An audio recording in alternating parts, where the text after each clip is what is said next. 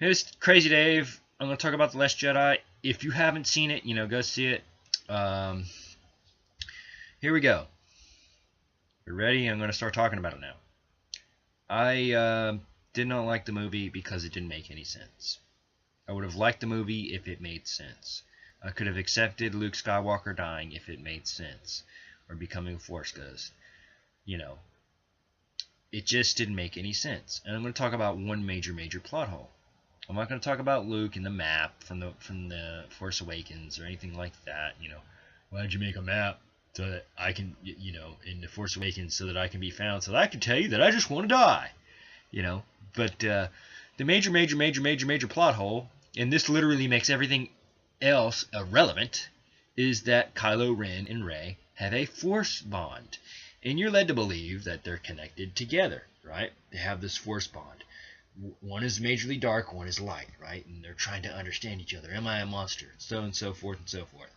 And so basically Rey goes to Snoke, right? Goes to Kylo Ren and tries to turn Kylo Ren, and they go to Snoke, and Snoke basically throws her around like a freaking rag doll, hits her in the head with the Skywalker lightsaber, and then he goes and tells them, "Oh, by the way, you're too weak to connect to Kylo Ren's mind.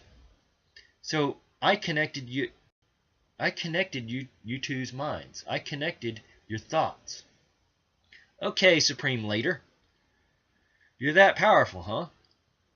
Okay, so you did it. Keep in mind that when they were connected, when Kylo Ren and Rey were connected, they couldn't see where each other were at.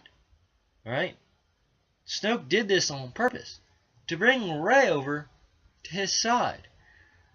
Question. Forget about everything in The Force Awakens that they didn't answer.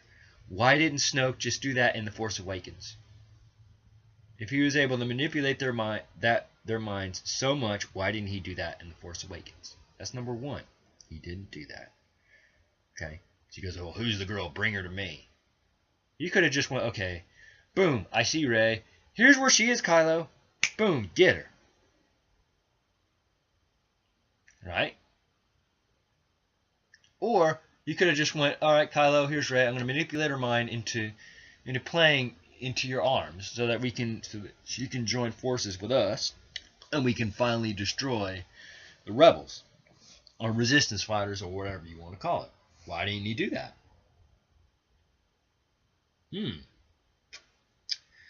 See, that's the major problem. And here's another major problem. Kylo Ren gets manipulated by one of the most powerful Force beings on the planet, and then he's able to kill him with the Skywalker lightsaber after turning it when they're battling, and Snoke says, "Kill Rey, fulfill your destiny," right? Snoke is overconfident. People who defend that are like, well, Snoke was overconfident in his own power. But he still had the ability to think. He knew what was going on. Exactly what was going on. Right? But yet, he couldn't see the lightsaber turning and killing him. Huh. Interesting, isn't it? That's the biggest plot hole. Forget about not having anything hardly answered from The Force Awakens. Snoke could have just stopped this stuff from the beginning in The Force Awakens if he was that powerful to manipulate the minds. Right? Because he had to know where Rey was on that island. And he knew where Kylo Ren was. And he knew where Luke was. But he says in The Force Awakens that you can't let Rey get to Luke, because the new Jedi will rise.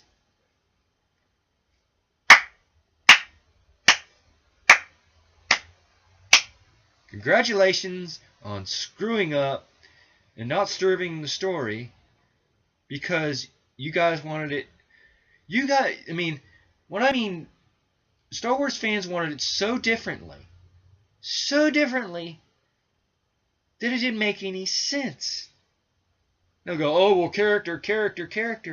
There was no character development. None. You could have left the telekinesis out and not been as powerful and had Luke block it. Right? Oh, and by the way, Luke just mysteriously cut himself off from the Force. You could have had Luke been powerful enough to block it, because at the end of The Last Jedi, he projects himself across the freaking universe onto Crate and dies doing it. Apparently, you can die projecting yourself using too much of the Force. Huh. That's a new concept. And I'm a casual fan. I didn't know you could die using the Force to its maximum ability. I thought you just had people had potential to use it. Okay? So the movie did not make any sense whatsoever.